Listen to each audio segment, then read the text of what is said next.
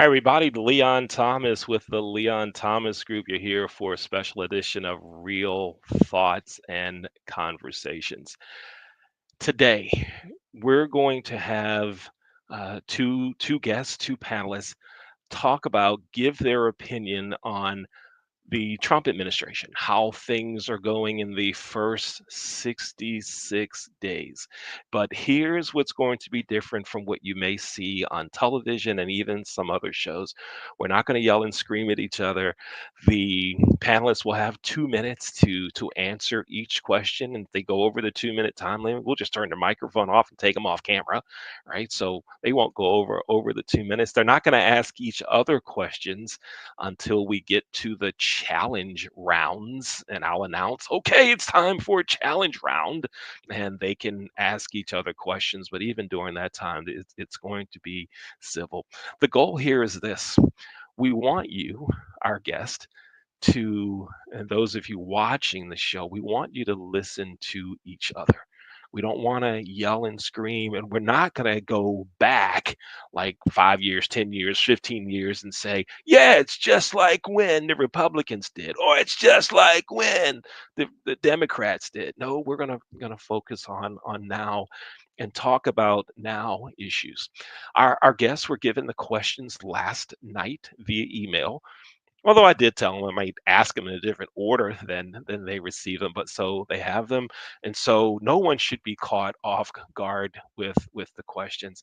And we just want to have some great conversation, great debate. And on the other shows we've done like this, you viewers have asked for more, and so that's why we're here. Now, if there is a topic you would like us to talk about on a upcoming episode of Real Thoughts and Conversations, if you email me, we'll probably have that topic on a show. My email address is leon at the Leon Thomas Group.com. And I'll tell you, next week, we're going to be talking about sports. We're going to be talking about those who have gone through sex change. Should they be allowed to participate in sports for their new sex? That's going to be the topic of discussion next week on Real Thoughts and Conversations. Let's bring our guest on, Marlene Harvey and Ben Rusk. Hi, Marlene. How are you? I am great. How about you? I'm well. I'm well. And hi, Ben. How are you? I'm doing well, thanks. Good. Marlene and Ben, now is your turn to introduce yourselves to our audience. Say as little about yourself as you want, say as much as yourself as you want. And this is only about you. We're not into your positioning, your political state. That's not there yet. So if I were introduced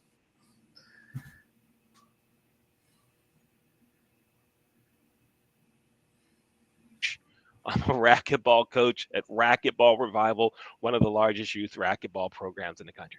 I'm retired from the hospitality business, used to coach college, used to coach high school basketball, wanted to be a college basketball coach, never made it to college coaching because I didn't win enough games as a high school coach. Done. That's what I would say about me. Okay. Marlene, you're first. Tell us about you. Good evening, everyone. My name is Marlene Harvey. I have had the privilege of working and retiring from the Social Security Administration. I worked there 20 years and retired. And before that, I worked for the state of Maryland for 20 years and retired. So I've been privileged to have two retirements. Um, haven't really mapped out my retirement uh, program yet, and all my activities, but they're coming and they're coming fast. I have 64 first cousins, five brothers and sisters, eight grandkids, eight great grandkids. So I will be very busy. All right. Right on. Thank you, Marlene.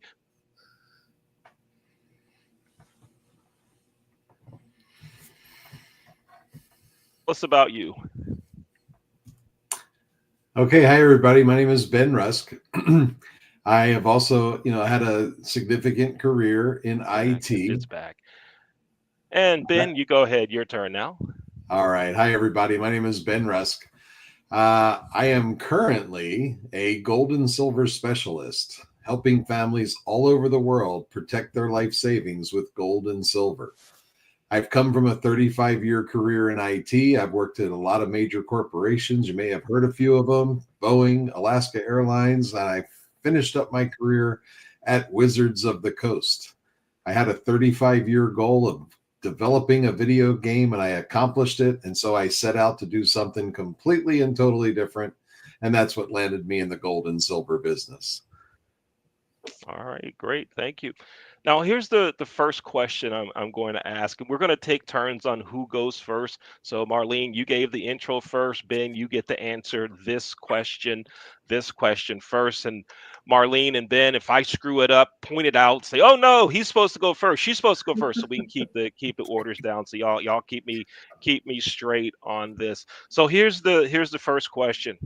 The first question is this, and Ben, you get the first 2-minute answer. Um, who did you vote for in the 2024 election, and why? And did you vote the same way for the entire ballot? And why or why not? Ben, you're first. All right. Well, I proudly voted for Donald Trump. And the reason I did that is because I felt that we've had enough of politicians and we needed somebody with a business mind to come into office and get things back on the right track. Enough of the bureaucracy, enough of the cover up. Let's get down to the truth, be transparent, and work through the issues that we need to get through to get our economy back on track. Did I vote for the entire ticket? Yes. You know, your leader needs his support. So hopefully the party picked the best running mates and the best cabinet people for the administration. And, you know, we need to get that support in line so that we can have the best team competing on our behalf. You know, I don't think that anybody has ever won a team with their B team. You need to have your A team, and I was pleasantly surprised to see that all of the cabinet nominations made it into office. And I think that we're headed down the right track. So I'll give back my time to Marlene. All right. Marlene, who did you vote for in the 2024 election, and why? And did you vote the same way for the entire ballot? Why or why not? What did tell us, Marlene, about your decisions? I voted for Kamala Harris. I voted straight Democrat ticket. Um, when President Trump said that he would come in as a dictator, I believed him. I I figured that he would hire people he knew as opposed to people who knew what they were doing, and I was very concerned about that. Um, and even though I could see myself where maybe we needed to go in a different direction in some areas, I was really afraid that he would go too far. He would do the 180 um, turn, and so that concerned me a little. And I knew that if we've had this thing again where we had one a president of one party and the Congress was another party, and I knew that was going to be a problem if he during the election. So I was very concerned about that. And I know that President Trump may have good ideas, but unfortunately, sometimes they're overshadowed by the bad ideas, and the people that he puts in office are not necessarily the best. And I believe that there are very talented and Republicans as well as Democrats. So the fact that if someone's a Republican didn't bother me, but I knew it. I was afraid that might not be the right one based on the reasons that it's just somebody he liked rather than somebody who was knew enough about certain issues to prevail. And then the other problem, of course, was I felt that Elon Musk had bought an election for the $250 million. And so I could see where that was going. So those are my reasons for Okay. voting for Kamala Harris. All right. Now, Marlene, as we go into the next question, you're first on this one. And what do you think is the biggest change that our country needed? So going into the election and with Donald Trump becoming president, what's the biggest change that was needed as you saw it, Marlene? Um, I would have to say the immigration, of course, is a big problem. Um, And I think education could certainly be better. Um, I I know that we can't necessarily always keep the status quo, but um, that's where I really would like to see changes. I would like to see us get back to I guess a more concrete work ethic. Um, I would like to see more people get involved in the actual civics of the government, and so I was hoping that maybe we could also learn from this election as well as vote. And then another concern was the fact that everybody didn't get to vote for whatever reason, and that bothers me. Okay. Ben, what do you think the biggest change was that our country needed going into the election and now? What are your thoughts, Ben? Well, my thoughts when I read this question was I think we needed focus, right? We the people deserve first priority. And I think that being focused on number one, our homelessness in this country needs to be has some needs great attention. Secondly, I think that our vets need to get the respect and their due for the service that they provided. And then next, I think that people that are, forced into living below the poverty limit needs to be next on the list, right?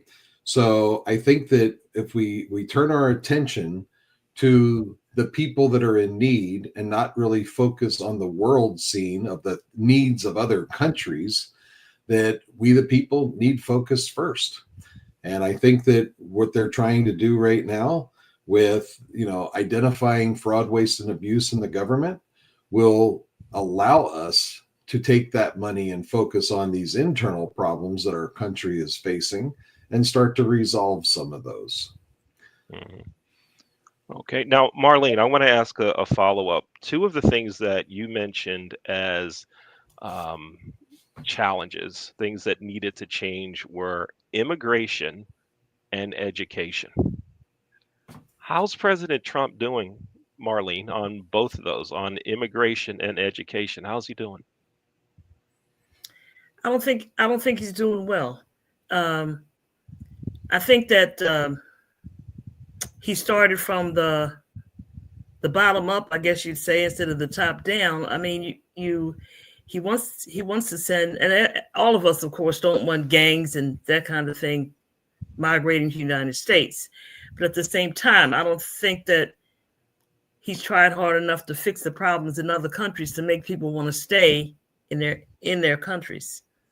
Um, so I think that's a big problem. That not only was a problem with him. I see it as a problem with in the past also.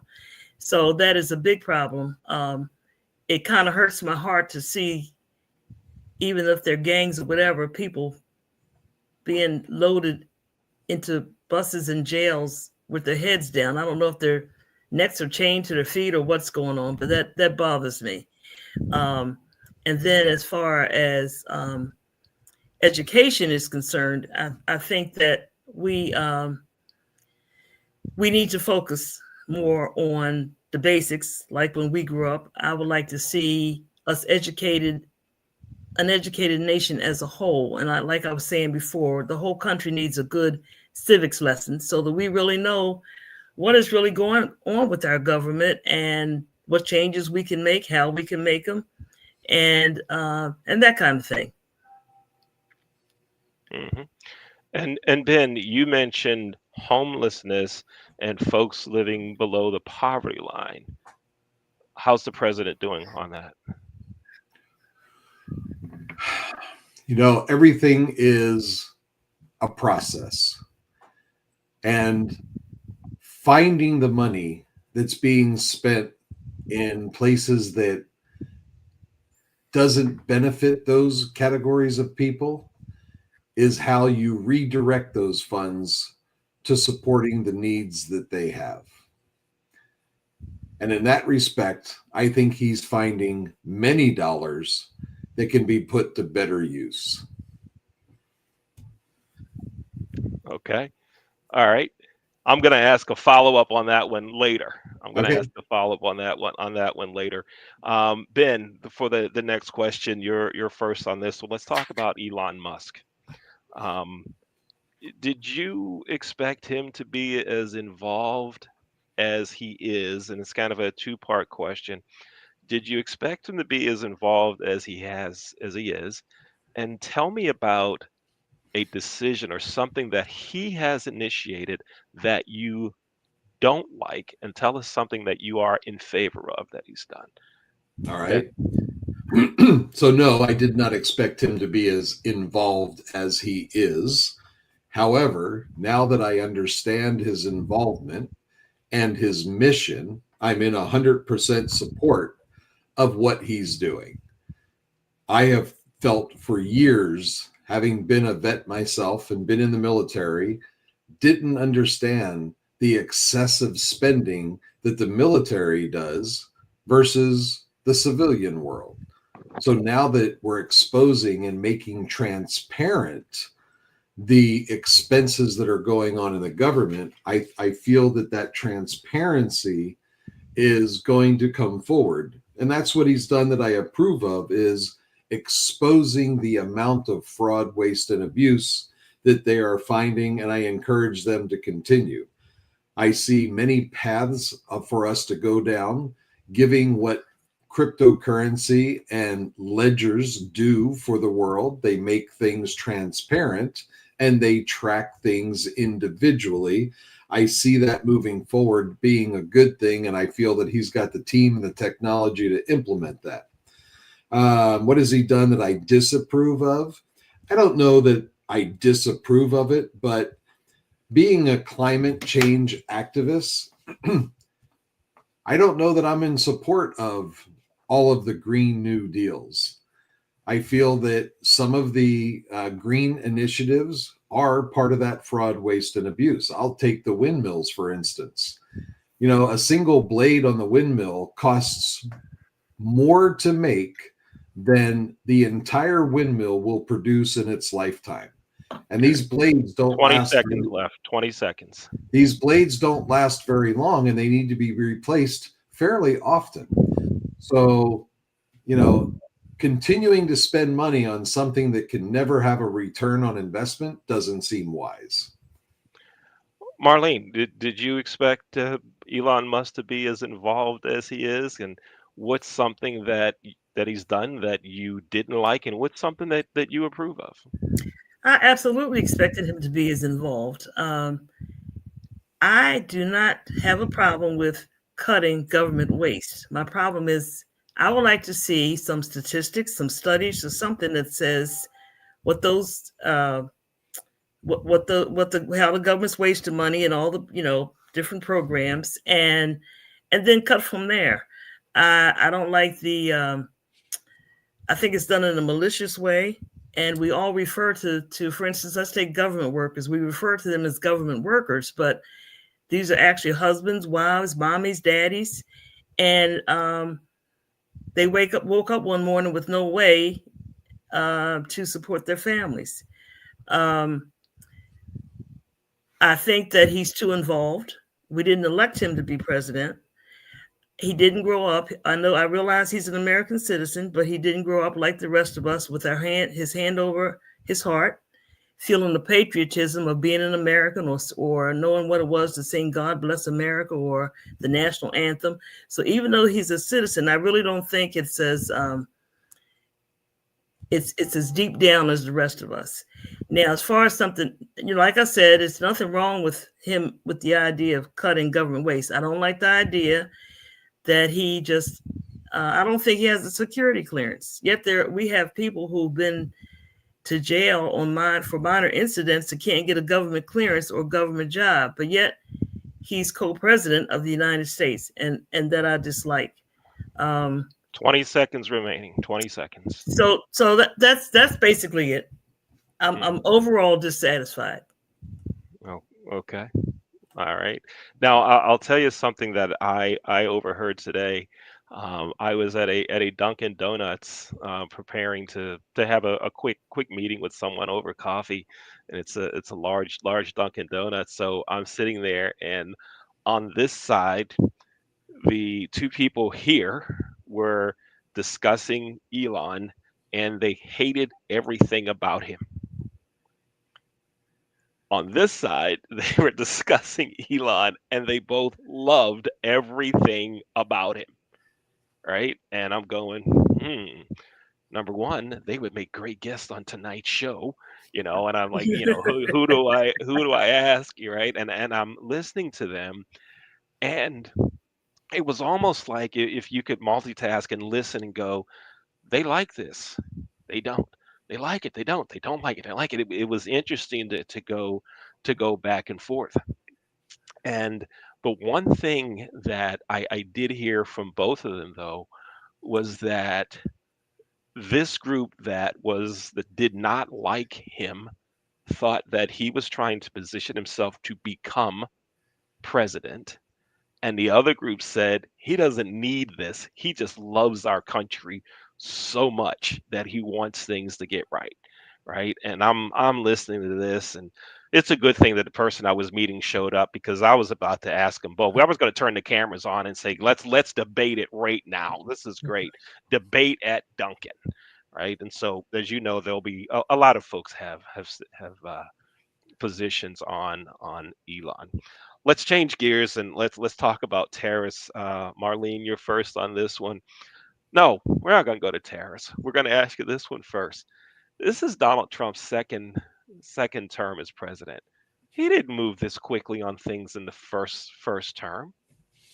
Why didn't he do it? Why this time is he coming out boom boom boom boom boom? Why didn't he do it before? What do you think, Marlene? Why are things seemingly moving so fast this time? Well, the main reason is that even though he pretended he didn't know anything about it, is Project 2025. There's a 900-page mandate. It is supposed to be go as quick as you can within 180 days. That's one reason. The second reason is that he has to move quickly because probably in the next 2 years, the Congress is going to change, because that seems to be the way it is with with us. We either like a Congress, we don't. We vote the next one in, then we don't like that when we vote the other side in. So that is one reason. So those are the reasons he's got to move fast. The other reason why the other reason he has Elon Musk, who's just moving fast and trying to make his mark, and I think that there is certainly there's something going on. Of course, I'm not a psychiatrist or a psychologist, but I do believe that when you get almost 80 years old, it has to be hard to run a country. So you delegate wherever you can, pass things along for somebody else to do. And I can't say that I blame him. Some days I don't feel like balancing my checkbook. So I know what it is. I can feel what it is. So I think that's why he's moving so quickly. The people that he surrounded himself with are moving quickly. And then the people, of course, some of the people that he's surrounded are very involved with that Project 2025. Mhm. All right. Ben, why didn't President Trump seemingly move this quickly in his first term, and why is he going so fast now? What do you think? Well, I think that during his first term, he had a large learning curve. It was his first term in office. I don't think that he had the support in place at the time. I think that there was a lot of suggestions being made, that he took those suggestions to heart and realized later on what a mistake it was to listen to those suggestions. And this time around, he had 4 years to think about it, 4 years to plan for it. And he came back, swinging hard. And he's got the support in place. He knew exactly who he wanted in place. He knew exactly what he wanted them to do. He had, a team huddle before they ever even started campaigning and went to bat. And now that everything's in place, they get to execute the plan. They don't have to waste the first 100 days developing the plan. They had 4 years to do that. Now they're able to implement it and execute. Okay. All right. let's talk about tariffs. And Ben, this one, you're first on this one. What are your thoughts on tariffs? I mean, I think it was last night or today he announced a 25% tariff on auto imports. And I say he, the president, President Trump, announced a 25% import on automobiles. Ben, what are your thoughts on tariffs and particularly the auto tariff? Well, I mean, let's take a look at it, right? What do tariffs do? Tariffs bring jobs back to America. Manufacturing is starting to fire up. You want to talk specifically about the auto industry?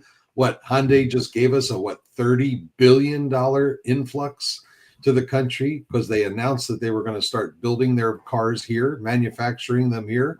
So tariffs are needed to extinguish the Federal Reserve, to get rid of the IRS and promote the External Revenue Service. I mean, I think we've all been paying taxes long enough. The increase in taxes every year is killing us. And I think it's time that we start sending that in the opposite direction. I'd love to see us get to a situation where, you know, we pay taxes on the things that we buy. We don't get taxed on the money that we earn. So I think that's where it needs to go. This way, you decide with your dollars what taxes you want to pay based on what's important to you, not what's important to the bureaucracy.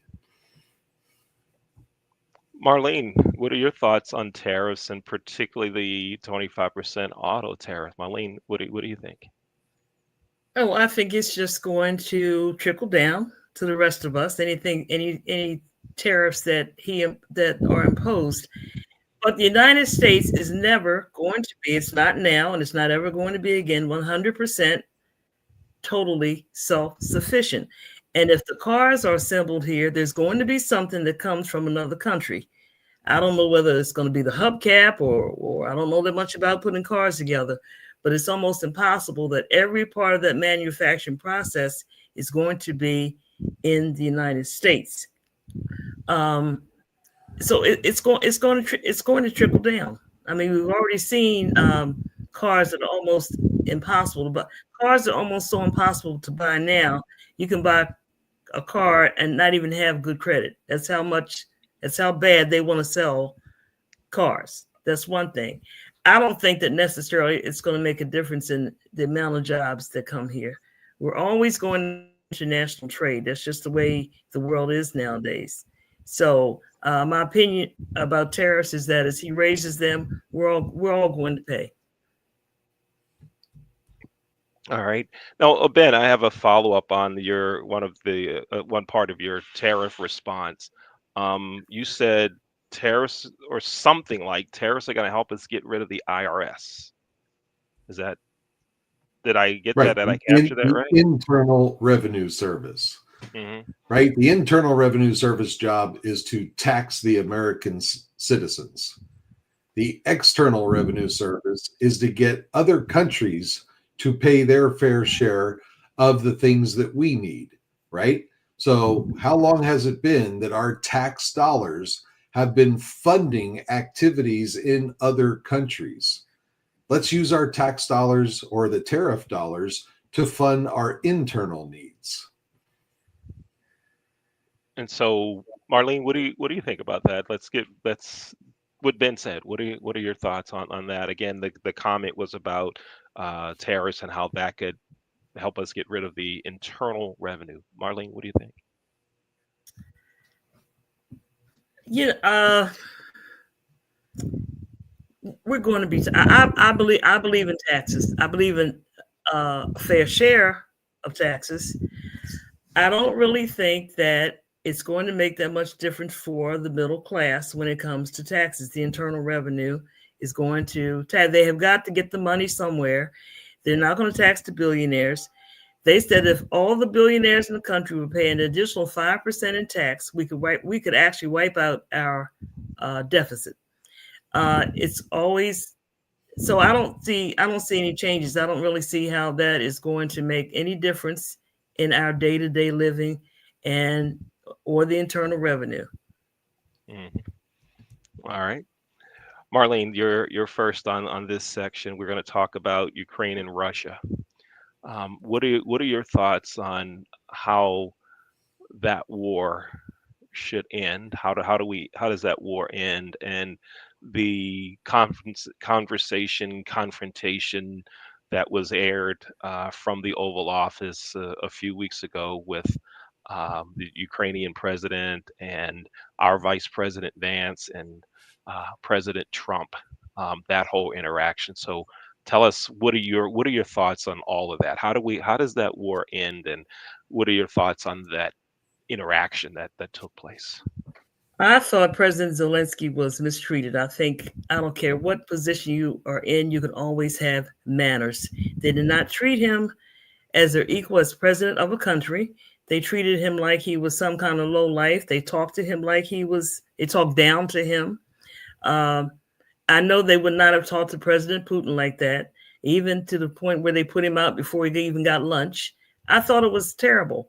Now, as far as the war is concerned, I really think that war would end if we had just stuck to our position to be an ally to Ukraine as opposed to somehow trying to appease Russia. Because all that happened is it gave Russia a little more um, impetus to keep fighting. Whereas I really believe the war was winding down because of the Allied support. Russia can't go on forever and ever firing missiles and drones and all that in Ukraine. Eventually, as in most wars, they run out of weapons, and I think that would have happened. Now, of course, they have the impression that we have completely done an about face, and that there's hope for them. I don't know if this war. I don't know. I don't know if it's going to continue, whether it's going to stop. But I'm very concerned that that we don't stick with our that the same allies we've had since World War II. That really concerns me. And Ben, what do you think about the war, Ukraine-Russia war, and that whole conversation interaction that went on in the Oval Office? Ben, what do you think? So the question you posed was, what is the solution to the Ukraine-Russia war? I think going to war is a solution. I think the question that needs to be asked is, what was the reason the war began? No, right? no. I want to know, what do we do with I'm what we getting to have the right answer. now? My point is that war was the solution. The reason I brought up my question was just to give this answer. If we were sitting in Russia's position and NATO was trying to integrate closer and closer and closer to our border, would we not push back if we were in Russia's position? I'm not defending them. I'm just saying I can see where they didn't like what was happening, and going to war was the only solution they could see to resolve the NATO incursion on their capital. So that was the point I was making on that. As far as the interaction in the Oval Office, I just kind of thought the interaction was disrespectful. I didn't think that it was making any progress. And, a lot of people asked, it's like, when you show up to see the president, don't you think you'd put on a nice shirt and tie? It's like, it was just the whole interaction, the whole ambience of the conversation. I just felt it was disrespectful, partially on both sides.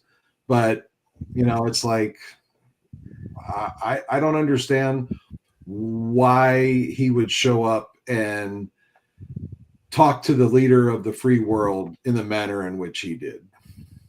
Mm-hmm. Ben and Marlene, you go first. Should we even be involved in that? Should the United States even have our hands in it? Should we try to bring peace and end to the war? Should we just let others handle it? Marlene, what do you think? Should we even be involved as a follow up to this piece? I think we should be. I think we should try to, of course, negotiate if we can. But if we don't get involved in the war or in negotiations, when does Russia stop? I realize that part of Ukraine used to be part of Russia, and maybe there's some resentment about that, and maybe something part that we don't understand, maybe some patriotism that we don't understand. But at the same time, Russia doesn't really need Ukraine. and it can certainly thrive without it. So yes, I think we should be involved in the war, and I would like to think that maybe we're powerful enough that we could dissuade countries like Russia to invade smaller countries. But if not, then I definitely think that we should exert some kind of power and leverage in that war. Ben, what do you think? Boy, this is a tough one. I don't want to sound like I'm defending anybody, but the question I ask is, why are we helping any country that isn't hiring us to come and get involved? We've spent money on all these other countries, supporting all their issues, trying to sway people to our decision. We're not focusing enough on our homeland. So it's like, why should we get involved in any other country's issues until we got our own issues resolved? Okay, right on. We have two more sections we're going to talk about, and then we're going to go to the challenge round where y'all can ask each other questions. Before we get to those next two questions, what I want to do is just take a couple of minutes, and I want you all to kind of reintroduce the audience to who you are. And tell us, what you do, what you did, as much as you want to say. Kind of reintroduce yourself to the audience for folks that may on replay see it at a different time. They jump in part way through and all that. So Ben, you go first this time. All right. Hi, everybody. My name is Ben Rusk. I currently am a wealth strategy coach, helping people protect their life savings with gold and silver. And the way I do that is, just make it easier for people to get their hands on it. We have no minimums, no maximums, so people on any budget can get their hands on gold and silver. I don't want people to have to sell grandma's jewelry or the family silverware. If times of crisis or emergency happens, we should have something of value that we don't have a sentimental connection with to feed our families. I've been in the IT industry for 35 years. I've been a gold panner and metal detectorist for over 30 years. So I've been in both sides of the gold and silver industry, and I'm happy to talk to your audience at any time to help them understand the power of gold and silver. And Ben, how can folks get in touch with you to have that conversation? How do they contact you? You can go to my website, silvergoldlegacy.com. and just register there, and you can get a hold of me, see the products, schedule an appointment. Happy to talk to them. Mm-hmm. And in transparency, Ben and I met through a networking group called NRG, Network Referral Group. And audience and Marlene, Ben helped me understand. He didn't convince me to buy anything, but he convinced he has me. I now understand how buying gold and silver, how you can do it, and also he helped break down the whole idea of cryptocurrency. Right? People have been saying you need to buy some crypto, and they could never explain it to me. So Ben was able to do that. So you should get in touch with Ben just for no other reason than that. All right, you should do that. Right. All right, Marlene, go ahead and reintroduce yourself. Marlene Harvey. Like I said, I've retired twice. Once from the state of Maryland, once from Social Security. I'm also have a passion. I had the unfortunate experience of having great grandchildren put in foster care. So I've done a lot of research and studying on the discrepancies of foster care and brown and black children. So one of the things that I plan to do with my retirement is to just become more of an activist in whatever passion I decide. I've always been a debater, as my mother would tell you, because she considered me sassy. So this has been me all my life, and so I have a couple. I do, like I said, I do plan to become very active in several issues. Come from a big family, and so right now, I guess I'm still exploring what it is that, the direction I'm going to take. And I do have a website. It's okay if I give that? Yes, go ahead, Okay. please. Yeah. My website is theybelongtome.org, and it's the number 2, theybelongtome.org, and it's also an email, theybelongtome@gmail.com. If you have uh, any ideas about, the foster, what they don't call it foster care, they call it out of home placement. I call it legal abduction, but that's just my opinion. And so that's where I stand right now. So I'm kind of open to wherever my heart and activism leads. Mhm.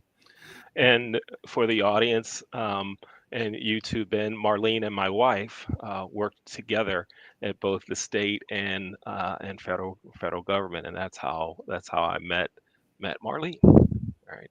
So it's great to have you both here. Thank you so much for spending time with me and our audience. Here's the next question. We're going to tackle two other issues, two conversations. Who's first on this one? I didn't keep track. Who's first? I don't remember. I Ben, think it's Marlene's turn to go first. Marlene's first. Okay. Oh, okay. So Marlene, President Trump has stated DEI is dead. Can you give an example of DEI and how do you feel about that statement and that decision? DEI is dead. What's that mean? And give us an example of DEI. Let me give you one example of DEI. The cutaway curbs where people take their wheelchairs and can run over the sidewalk and walk along with everybody else. That's an example of DEI. So I'm not really sure what he means or what DEI encompasses, but they say it's the old affirmative action, which I think has its place. There's certainly the world is certainly stacked against certain individuals, races, creeds, whatever way, whatever you think of. And I think there is definitely a place for it. I think that DEI now is a threat because we keep hearing these statistics that in the next, 30 to 50 years, that Caucasians will be a minor race as opposed to a major race. Then you hear statistics like for every one white baby born, there are 9 Hispanic babies born. And I think people have just panicked over that idea. And so I'm not sure DEI doesn't have a place. But certainly I would like to think that we are getting to a place where people are judged by the content of their character, their education, or whatever. I would like to think that, but I'm really not sure that's the way it is.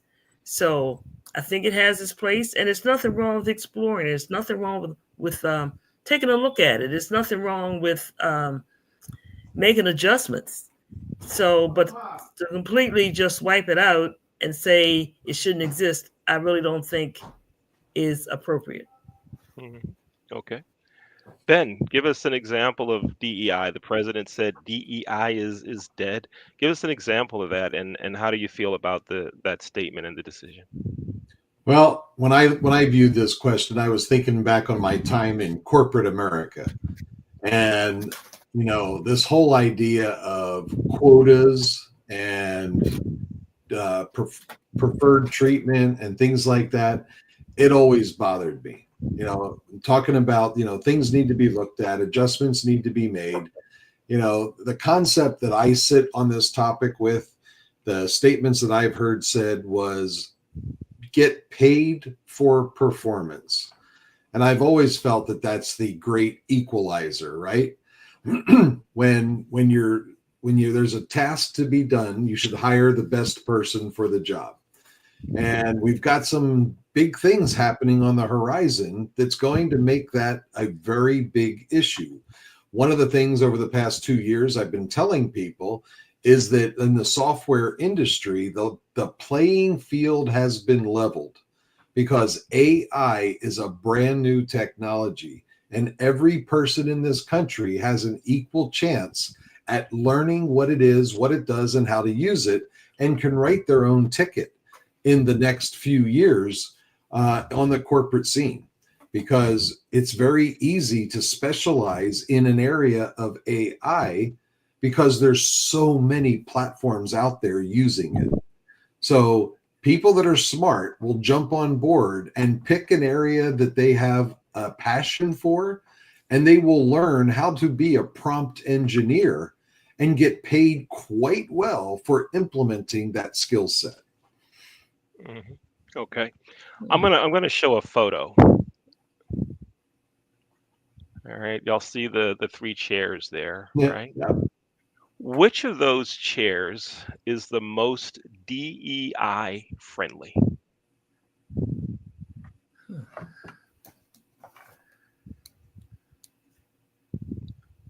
Which chair is the most DEI friendly? Is it the white one, the black one, or the red one? Which one is the most DEI friendly? When if you have it, go ahead and just yell out an answer when you can tell me which one is the most DEI friendly. Hmm. Um, well, I'm looking at size, I'm looking at position, and I'm looking at color. And for me, they're all equally DEI. Okay, now although you may not be able to see it in the image, let me describe. All chairs are the same in terms of size, although the angle may show different. I just want to make Right. sure that I'm clear that they're the same chair, just different colors. Yep. All Except right. the red one is more forward than the other two. Yeah, yeah, right, right. But that was just Mhm. just So to the red explain one it. is more easily accessible. Okay, Marlene, what do you think? Which one is the most DEI friendly? Um, hmm. I'd have a hard time choosing. Okay. Now here's the point of the photo.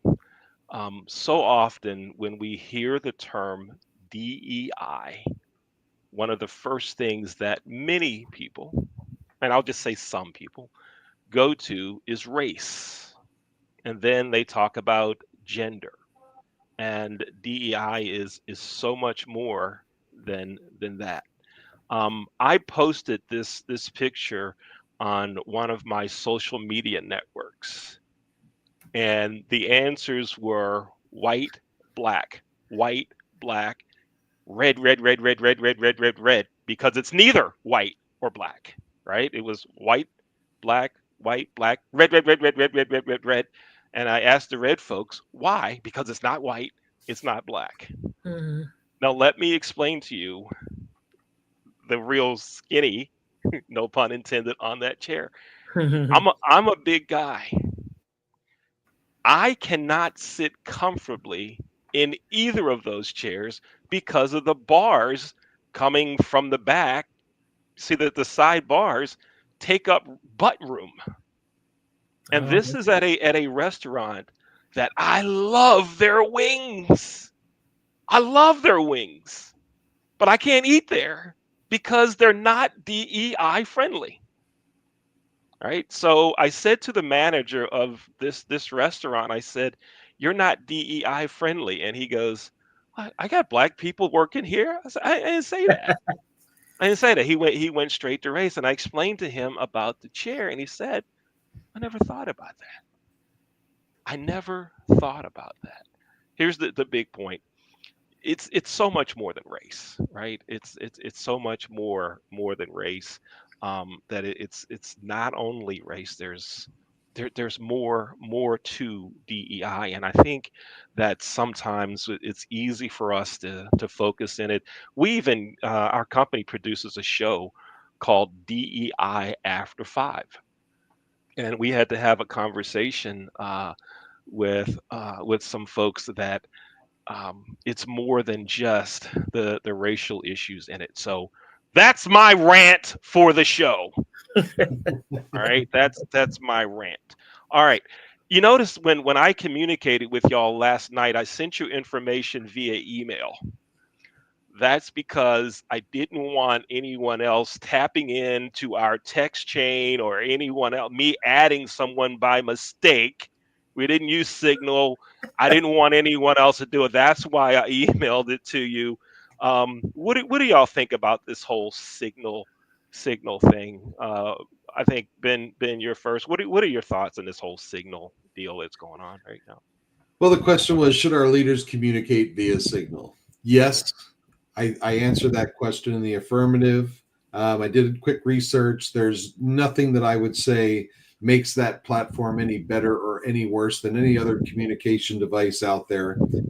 And what are my thoughts on what happened regarding Signal? It's been proven that it was a false story concocted by Jeffrey Goldberg, and it was denounced, and there were no military or confidential information talked about on that call. So, it's just another form of communication, and the government should be free to use whatever they see fit. And if that was the appropriate communication tool for the moment, then so be it. All right, Marlene. Well, I hadn't heard that it was concocted. I heard that for every time frame that they put down, that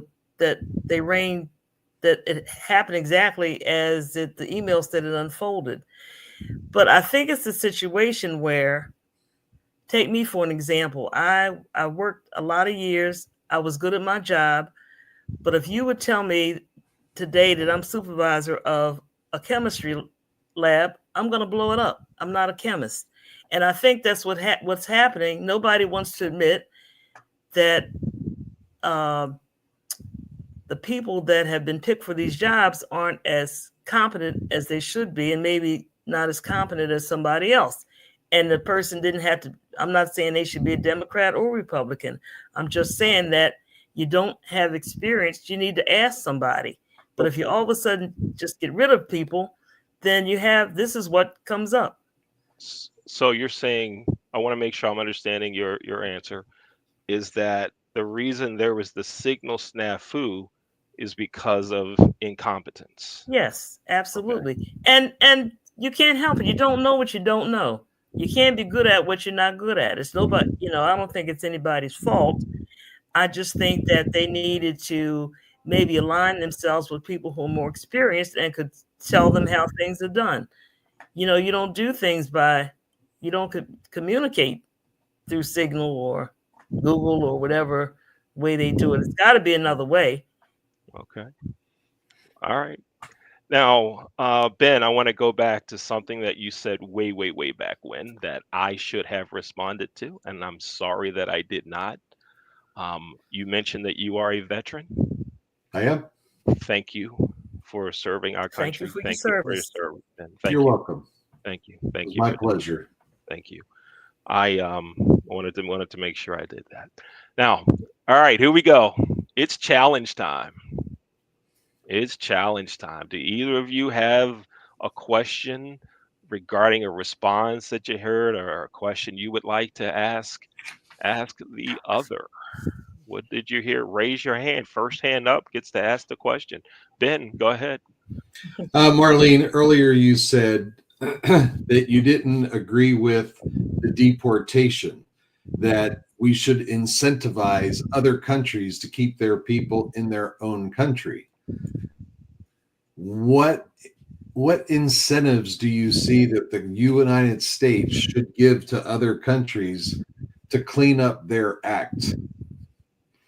Well, I didn't say that they shouldn't be deported. I think we all agree that if you don't belong here, you shouldn't come. If you sneaked in, if you're a gang or whatever. But there has to be some kind of diplomacy or something that we can go to other countries. Well, let's just say the Latin American countries. What is it you need to make it so that people want to stay here? Now, they say that some of the governments are run by gangs. Is there something we can do to get that problem straightened out? Do we need to put more businesses in? Does McDonald's need to go down and start businesses? What is it find out what it would take to keep people at home? That's all I'm asking. If nothing comes from it, or there is no way, at least we would know. But at least it needs to be studied. It needs to be looked at. It needs to be talked about. Why can't you stay? Why don't you want to stay at home? And of course, we know the reasons economic, but what can we do to change that? We spend money, as much money as we spend, as they claim that we spend for them to come here. Um, Maybe we can spend some money to do something in those other countries. And here, and I'll say again, that's not my forte. I'm not a diplomat, but that doesn't mean that somebody doesn't know some way or somehow to do something. At least try. I don't even hear of any Latin American presidents or leaders coming to being invited to the United States for any kind of roundtable or anything like that. I don't hear of anybody going to Latin America and talking to anybody. So I'm saying, what is it that we can do so that people want to stay in their own countries? That's all I'm saying. Now, I don't think I don't have a problem with deportation. We certainly shouldn't have people in gangs here, and we should start do something to stop the influx at the border. I don't have any problems with that. But what do you do? Why have we not asked Mexico to close their southern border? Their southern border.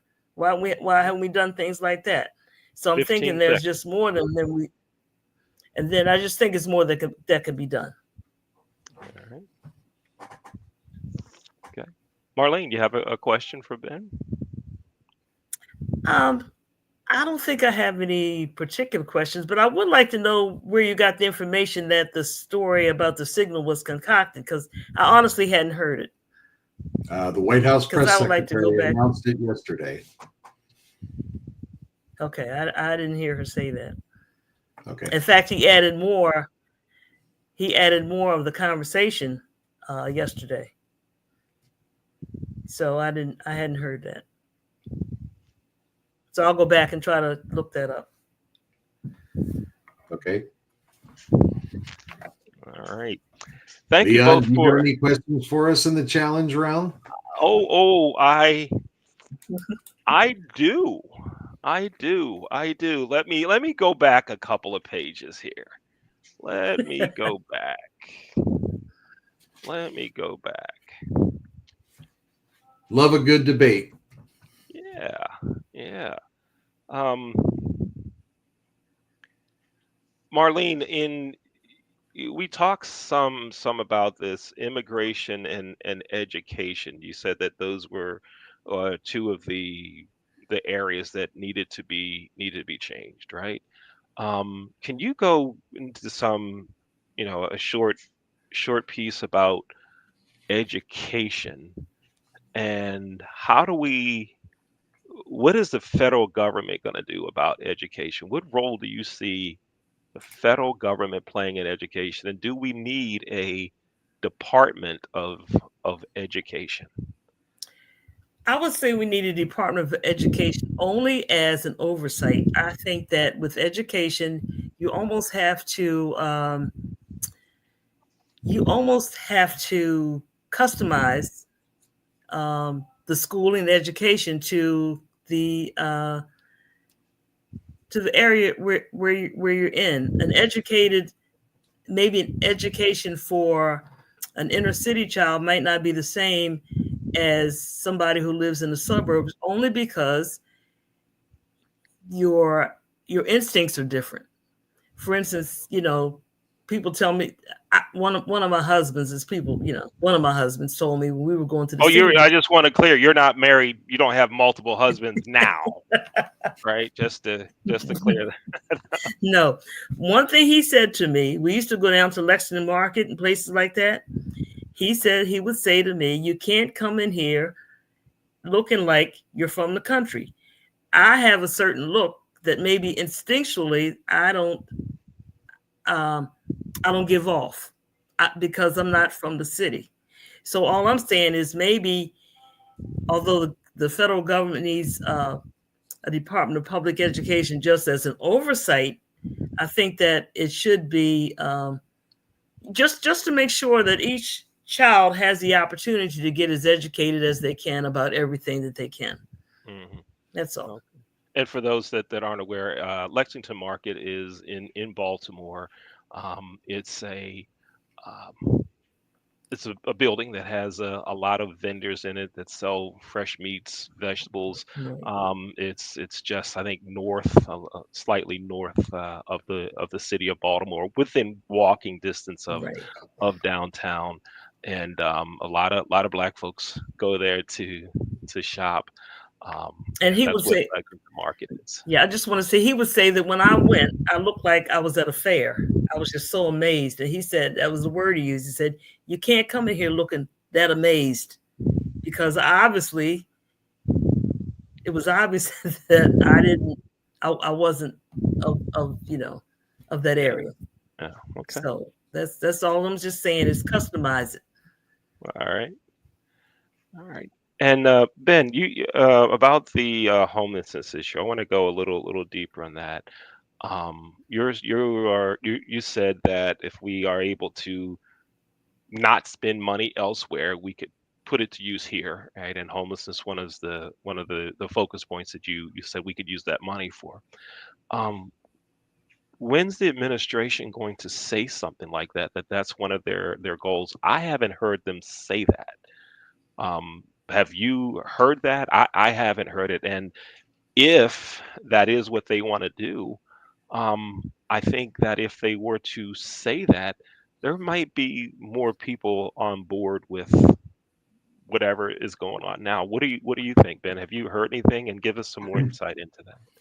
So my insight I'm going to give is I'm recently from Seattle, and I was in Seattle since 1979, and I saw the downfall of that city happen over 3 decades. And to see what happened to one city in this country in just that short amount of time was very disheartening. And one of the reasons why I had to leave that state and decided to move to the East Coast. Um, it's an epidemic. It's a problem. I've made 15 gallons of spaghetti and taken it to the food line just to make sure that people that were living on the streets had food to eat. Marlene was talking about us all doing our civic duty. Getting out there in the middle of winter and dishing out new socks and hand warmers to people that were on the street so they didn't freeze to death. So I just feel strongly that it's an area that we need to take a look at, and I don't think it's necessarily just the government's responsibility. I think just as a people, caring for the members of our tribe, we all have our little cliques of people that we work with, lending a hand to our fellow neighbors and helping them up when they need a hand. I think that we all need to get back to our grassroots and start, looking around and deciding, who really needs to have our attention and where we can lend a hand if at all possible. Now, have they talked about it? I can't say that I can put my finger on any one article, but, I've heard people talk about repurposing buildings, whether it be here or other countries. I think that we have a lot of vacancies here in this country. I know for a fact that a lot of banks own a lot of houses in every single neighborhood, and there's no for sale sign in it because that would hurt the market to put all those houses up for sale at the same time. So the banks are carrying this real estate on their balance sheets, knowing that they can't sell it right now. They have to wait for something to change so that people can afford it. Either interest rates need to come down or salaries need to go up. So I think that once, that inventory hits the market, it may hurt the housing market, but it's going to help the homeless because houses are going to become more affordable. That's just my thoughts on the matter and where I see things going. Okay. And both of you have mentioned about doing your civic duty, right? Doing something to help your neighborhood, to help your community. And I think that if everyone were to try to figure out how they can help someone else or a group of others, that we would be in a better place in a lot of areas. I think both of you know that I run a youth racquetball program. Mhm. We another show that that we have in our portfolio. It's called Wake Up Baltimore, and it's a Monday mornings at 7:30 Eastern time. And what we do on that show is highlight folks that are doing things in their community. And this past week, the guest on the show, his name is Jamal Lake, and he owns a bookstore in the East Point Mall, a mall, Ben, not it's on the eastern side of Baltimore, Baltimore County, and he's only open 3 days a week, Friday, Saturday, and Sunday, and he gives books away. You come in, you can get 5 free books. A kid can get 5 free books. And if you don't know how to read, they connect you with high school students who need their service credit hours and also with affinity groups in companies like Microsoft and some other larger companies. If a family does not have a computer, Microsoft gives them a computer. A family that doesn't have internet access, they don't have internet at home, Comcast Xfinity gives it to them for 90% off. And that's what he's put together to help. The gentleman that co-hosts the show with me, his name is Dr. Michael Zollicoffer. And both of you and our viewers, if you just Google Dr. Zollicoffer on Mhm. CBS, Steve Hartman, CBS News reporter, Steve Hartman on the road did a story about Dr. Zollicoffer, and he provides free health care. Now, if you have insurance, of course, he's going to take your insurance. But if someone that comes in, they don't have insurance, they don't can't pay the copay, he still sees them, and he's been doing this for 40 years. And the unique twist on that is he didn't have insurance himself, and was Mm. diagnosed with 2 forms of cancer. And the community came to his rescue and started a GoFundMe to help him. And so, and he says, if everybody just takes a skill, a talent that they have, and put it to good use, we can make we can make a lot of difference. And so I Mhm. hope that folks watch the show heard both of you say, how you can do that. So we're going to wrap it My, up. And my big, let me just jump in here and say that my big contribution that I saw and worked diligently on is supporting your local food banks. mhm, Do a fundraiser, do a food drive, do a sandwich making day. They take all kinds of donations, and it's really easy to get local community sponsors. Somebody prepares the bread, somebody prepares the deli meats, and you have an event one day where everybody gets together and makes sandwiches and then delivers them to food banks. It's just to help people get fed, and the food banks are down really low right now. mhm. So it's really easy to do a food drive where it's just drive around and pick it up and then deliver it to a food bank. When we were in the service, we did that all the time, and it really helps out the communities. Yeah, right on. Folks, I want to show both of your websites so folks can go there and find out what you're doing and things that you do. That's Marlene's, theybelongtome.org. Go there and learn about Marlene and her mission. And if you go here, the silvergoldlegacy.com, learn all about silver and gold and what Ben does. Marlene and Ben, thank you so much for being here on Real Thoughts and Conversations. Enjoyed being with you tonight. Thank you both. Thank you. And thank Nice you, meeting Mark. you, Ben. Nice meeting you too. And right after we sign off, Ben and Marlene, don't log off. I'll meet you back in the green room. We'll kind of have a private wrap up, and then we'll go our separate ways and go watch NCAA basketball and root for your favorite team. Can I tell y'all something about NCAA basketball real quick? And it's kind of church related. Sure. From the pulpit on Sunday, my pastor called me out about the NCAA basketball tournament in church. Right? So let me give you the backstory. He set up the pool. There's no money involved. It's just pride. I think the winner gets 12 chicken wings, right? 12 buffalo wings. So here's what he does.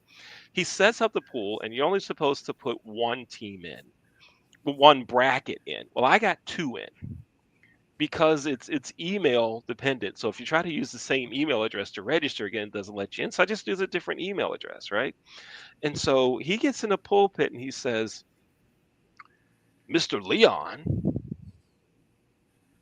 he has two brackets and he's not supposed to have two brackets. And we just ordained him as an elder.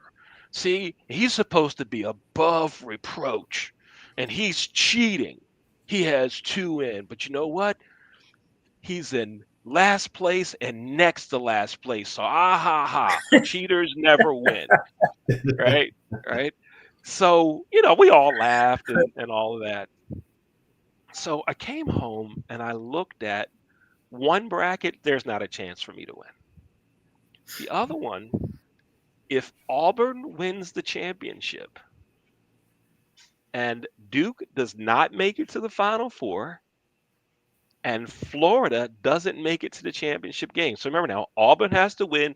Duke doesn't make it to the Final Four. Florida doesn't play in the championship game. Guess who wins? This guy. This guy. So I'm hoping that you'll have the last laugh. I'll have the last laugh and the 12 buffalo wings. Yes, we will. But you're going to have to get them to go because the chairs are uncomfortable. That's right.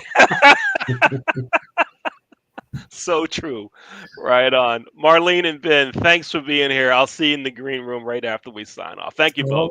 Thanks for watching, folks. Thanks for watching Real Thoughts. Here we go.